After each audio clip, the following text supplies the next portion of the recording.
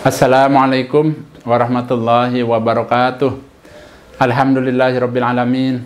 Asyhadu an la ilaha illallah wa asyhadu anna Muhammadan abduhu wa rasuluh sallallahu alaihi wasallam wa ala alihi wa ashabihi amma ba'd.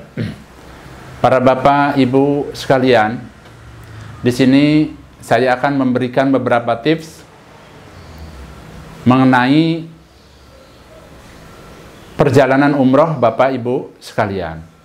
Terutama di sini saya berharap agar Bapak Ibu sekalian yang akan melaksanakan ibadah umroh pertama kali, mudah-mudahan dengan adanya tips yang akan saya berikan ini, mudah-mudahan ibadahnya nyaman, aman, selamat, lancar, dan barokah.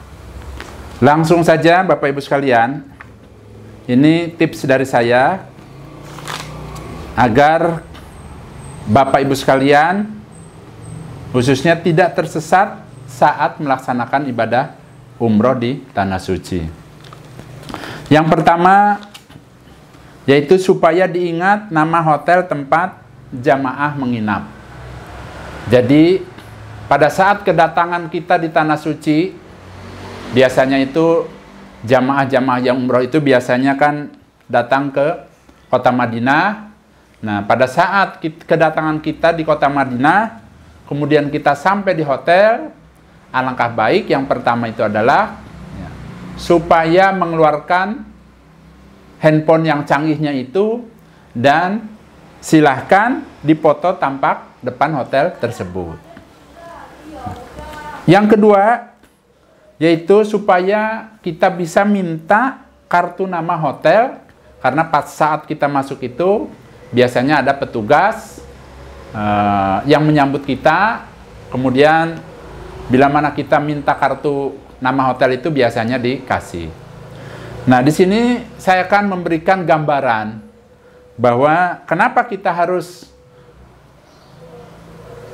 ingat nama hotel dan moto tempat atau tampak depan hotel.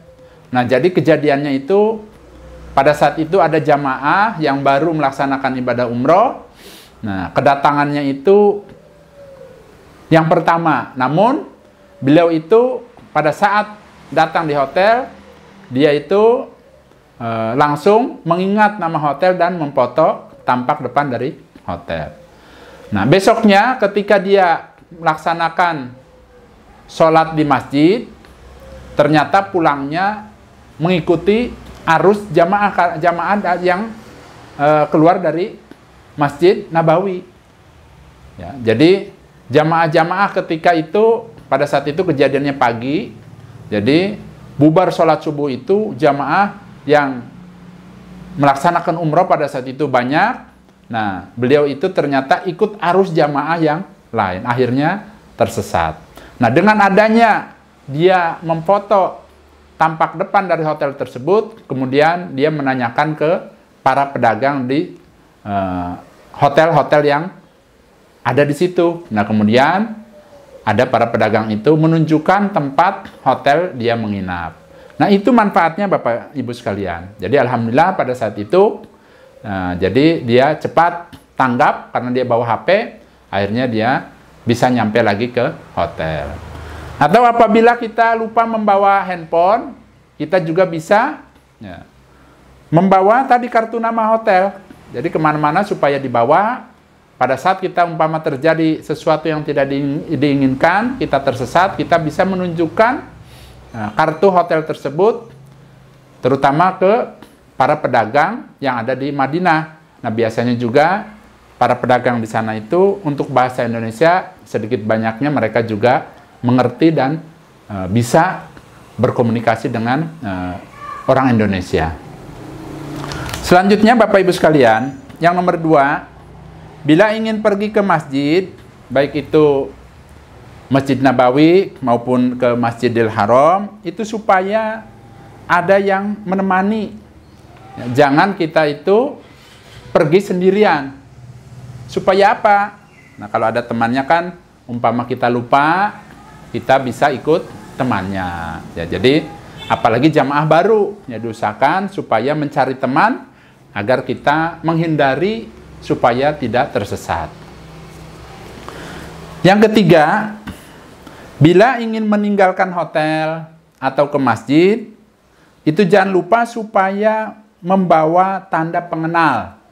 Nah, biasanya dari travel itu, jamaah-jamaah itu diberikan berupa kalung yang di situ ada nama jamaah dari mana, misalnya dari Indonesia, kemudian tempat menginapnya, dan nomor teleponnya, dan lain sebagainya, itu supaya dibawa. Jadi kalau kita mau keluar dari hotel, supaya membawa tanda pengenal, atau dengan nama lain yaitu name tags, biasanya seperti itu dibagikan oleh travelnya. Ya, biasanya itu ada mutawifnya, itu membagikan setiap kedatangan kita di hotel. Nah, kemudian juga jangan lupa ketika kita akan pergi dari hotel, selain kita membawa name tag, ya, jadi kita diusahakan jangan lupa memakai masker, karena saat ini ya di sana sangat ketat ya, masih diwajibkan memakai masker. Yang keempat, bila ingin ke masjid, supaya membawa tas kecil. Nah, biasanya itu kan ada tas selempang, ya umumnya sih biasanya diberikan oleh travel yang kita gunakan atau yang kita daftar, biasanya dikasih tas kecil. Nah, itu gunanya untuk apa? Gunanya bisa kita sebagai tempat Al-Quran, umpamanya Al-Quran yang kecil, atau misalnya bagi Bapak Ibu sekalian yang matanya kurang jelas, itu supaya bisa membawa kacamata baca. Selain itu juga, tas tersebut bisa dipakai untuk tempat sendal. Ya, jadi diusahakan kalau ke masjid supaya bawa tas selempangnya, agar kita nanti pas saat masuk ke dalam masjid bisa digunakan untuk tempat sendal. Nah, selanjutnya di sini saya juga mengingatkan, jadi jangan lupa bawa tempat sendal, bisa berupa tas kresek ataupun tas berupa apa. Jadi nanti pas saatnya kita masuk ke masjid, jangan lupa bawa tas kresek, walaupun biasanya memang dikasih ada. Jadi pas saat kita mau masuk ke masjid itu biasanya dibagi-bagikan tas kresek. Nah, tapi alangkah baiknya kita bawa sendiri. Nomor 5, Bapak Ibu sekalian, jangan lupa membawa nomor 5 yaitu dilarang membawa kamera, terutama kamera profesional ketika kita akan masuk ke masjid, ya. Baik itu kamera DSLR, kamera mirrorless, kamera saku maupun kamera GoPro. Mengapa demikian? Karena memang larangan, Bapak Ibu sekalian. Jadi saya pernah melihat, jadi ada seseorang yang bawa foto, padahal fotonya berupa sejenis GoPro. Nah, kemudian didatangi petugas, kemudian orangnya dibawa. Nah, jadi alangkah baiknya bila Bapak Ibu sekalian ingin membuat momentum, membuat foto atau video, diusahakan cukup dengan handphone, ya, karena handphonenya sekarang juga canggih-canggih, jadi bisa pakai HP. Kemudian juga, ya, ketika kita ke masjid itu jangan lupa kita jangan membawa belanjaan. Kalau kita mau belanja, diusahakan kita sepulang dari masjid. Karena saya pernah lihat itu ada jamaah yang bawa tas besar karena mungkin belanja, akhirnya dilarang masuk, ya. Apalagi biasanya untuk ibu-ibu itu, para petugasnya itu biasanya tuh ya sangat ketat, ya, sampai dilihat tasnya isinya apa dan lain sebagainya. Jadi diusahakan jangan ketika kita ke masjid itu diusahakan jangan membawa belanjaan yang banyak, tuh jangan, ya. Kemudian juga jangan membawa barang-barang yang berupa berbentuk boneka, ya. Kadang-kadang kan ada di sana itu yang jual boneka onta dan lain sebagainya, ya. Pada saat itu ada jamaah yang bawa boneka, ya, anaknya itu beli boneka, boneka apa itu, akhirnya ketahuan, kemudian dilarang untuk masuk ke masjid. Yang selanjutnya yang ketujuh, ketika kita akan masuk masjid, supaya ingat nama dan nomornya. Ya, biasanya itu kan, ya, terutama di Masjidil Haram, itu tiap pintu itu kan ada nomornya. Ya, nah, agar kita nanti pulangnya mudah, tidak tersesat, nah, supaya kita ingat-ingat, syukur-syukur kita bisa memfoto pada saat kita mau masuk. Ya, jadi supaya nanti kita pulangnya juga ingat, jangan sampai kita salah, karena pintunya banyak.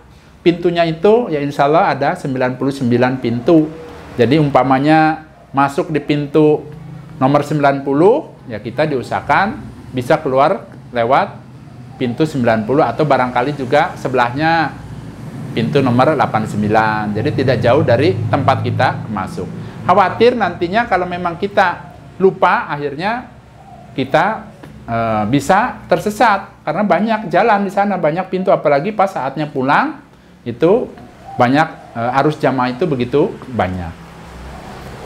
Selanjutnya yang nomor 8, bila ingin ke toilet atau ke WC, itu kan tempatnya ada di luar masjid.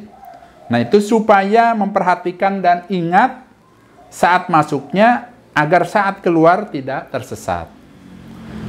Bapak Ibu sekalian, mengapa demikian? Karena tempo hari ada jamaah yang ternyata dia juga tersesat, ya, hitungannya tersesat. Jadi pas saatnya dia masuk, karena dia terburu-buru, kemudian dia masuk ke dalam, banyak orang ngantri, kemudian masuk ke WC. Nah, pas saat dia pulang, dia bingung arahnya. Ada arah ke kiri atau ke kanan. Nah, akhirnya dia ngambil ke kiri pada saat itu, yang mana akhirnya justru tersesat dia. Ya. Jadi biasanya kalau toilet di sana itu, ya, sekalian tempat wudhu segala itu, yang di luar itu, jadi pintu masuknya itu ada 2 biasanya, dan panjangnya itu diperkirakan kurang lebih insya Allah 500 meter, ya. Jadi kalau kita masuk dari arah timur umpamanya, nah, diusahakan kita keluarnya juga arah timur. Karena bisa saja pas saat kita masuk di arah timur, keluar di arah barat. Posisinya kita menjadi bingung. Nah, alangkah baiknya juga kalau kita bawa handphone, supaya kita foto situasi kita masuk pas saat masuk ke dalam tempat toilet tersebut. Selanjutnya yang ke-9, ini sebagai saran Bapak Ibu sekalian, alangkah baiknya bila yang melaksanakan umroh itu sudah sepuh, sudah tua, diusahakan keluarganya supaya mendampingi, ya. Jangan sampai udah sepuh, nah akhirnya bila terjadi sesuatu, misalnya sakit dan lain sebagainya, itu akan repot tersendiri Bapak Ibu sekalian. Bahkan mungkin, ya, akan merepotkan jamaah yang lain, yang tadinya misalnya mau ke masjid, akhirnya menemani di kamar tersebut dengan orang yang sakit, ya. Jadi intinya, ya, pada saat perjalanan umroh, bila orang tua kita mau umroh dan sudah sepuh, nah diusahakan ditemani atau didampingi. Nah, yang baik itu bagaimana? Yang baik itu bila orang tua kita itu perempuan, ya, yang menemani itu adalah perempuan. Bila laki-laki, sebaliknya juga sama, yang menemani laki-laki. Nah, itu ada 9 tips dari saya. Mudah-mudahan perjalanan Bapak Ibu sekalian Allah berikan aman, selamat, lancar, dan barokah. Ingat Bapak Ibu sekalian, supaya memperbanyak doa, agar kepergian Bapak Ibu sekalian dalam pelaksanaan ibadah umroh semuanya berjalan lancar, dan jangan lupa supaya diniati karena Allah. Nah, saya rasa itu saja. Mudah-mudahan video ini bisa bermanfaat buat Bapak Ibu sekalian. Dan bila bermanfaat, mudah-mudahan juga ini bisa menjadi pahala buat saya dan keluarga saya, bisa menjadi pahala jariah. Saya pamit. Wassalamualaikum warahmatullahi wabarakatuh.